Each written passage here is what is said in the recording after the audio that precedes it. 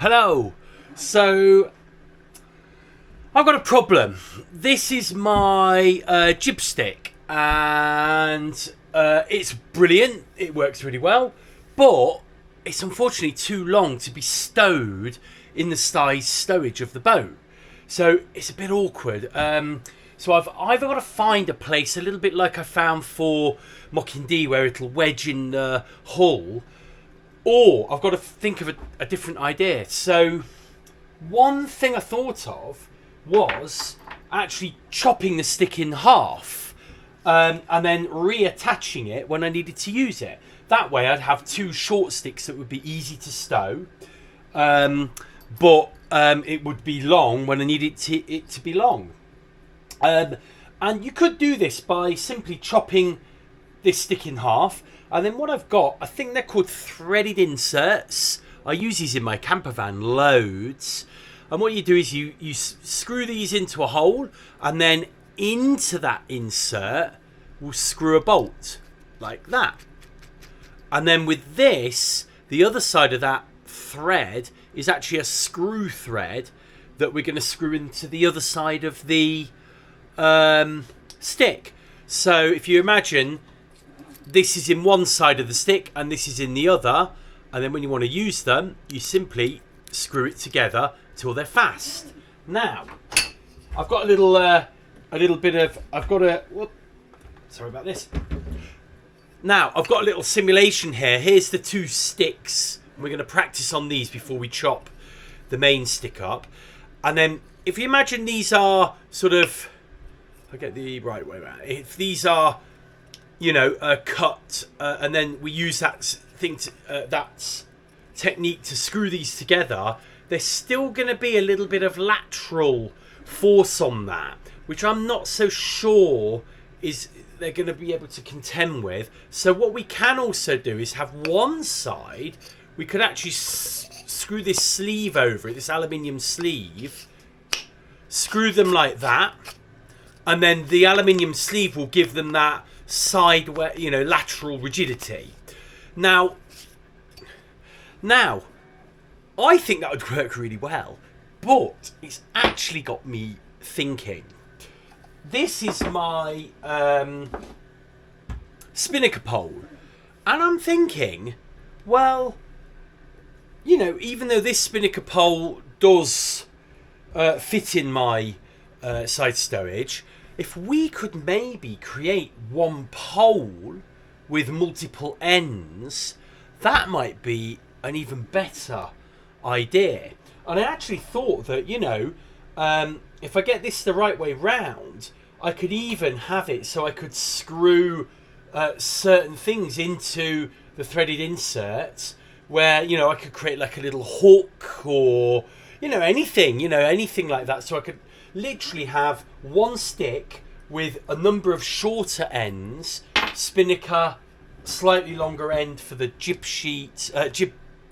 stick, and then maybe even have a little end little ends I can screw on that would have small ends to them, like a boat hook.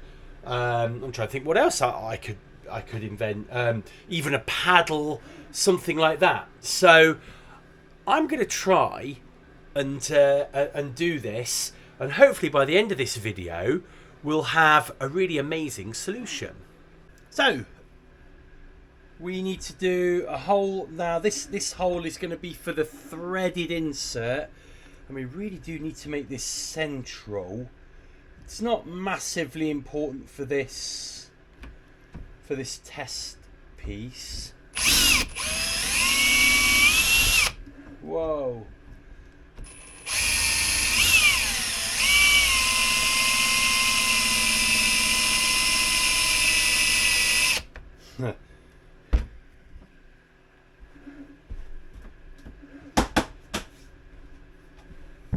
So I've just drilled out, I think it's a 6mm hole it needs for this. And then the way you get this in, unfortunately this has only got a little spannery bit here. Sometimes there's a screw or a bolt on the top you can screw it in with. These I've just realised have only got this sort of this spannery way of doing it. Now, it's important that these go in nice and straight. And what we need to do is get this screwed in as far as it will go, because we don't want the thread on the other end to be sticking out, because we need these two sticks to be properly, you know, jammed together. So this is, I don't have a spanner small enough for this, so I've got two M8 bolts on there, and what I'm hoping is this bolt under here will lock, and this one will, instead of going up and down the thread, it'll actually push the, or twist the thread in a little bit further. So let's give that a try. So there you go. You can see the bolt is going in much, all the way in, which is brilliant. It's exactly what I wanted. So now what that will mean is we don't have to put this in quite as deep into the wood the other side. This is a bit of a thick insert, and then so, you know, the shallower the hole the better, and we can see it just needs to be so 3 or 4 mil beyond that thread distance. So next job is getting it does say here in softwood 10.5 to 11 to 11.5. I don't really know what that means, but I would say if we do a 10 or a 11, that's what we're looking for. I just tried a little 10 here and it seemed to bite quite well. What we don't want to do is split the wood as it goes in. The only problem I've got is this is my 10-inch drill bit, and it's a bit old and used, so we're going to have to do our best with this. I'm going to go in my workshop and just drill this myself, where I've got some better tools, and then I'll come back. So there's the hole drilled out in the other piece of test wood, and now what we have to do is thread the threaded insert into this hole. And these come with an Allen key that you use to get them in.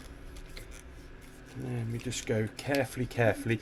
The trick is to make sure there's a little bit of space behind the thread, so it'll take the rod, but it's also not, the trick is to not leave too much, so that there's too much void behind there, because it'll just be a place for water. So that's the two sides done, and now the moment of truth is this. Now one thing is, if we don't get these properly level, you can see the problem we've got now.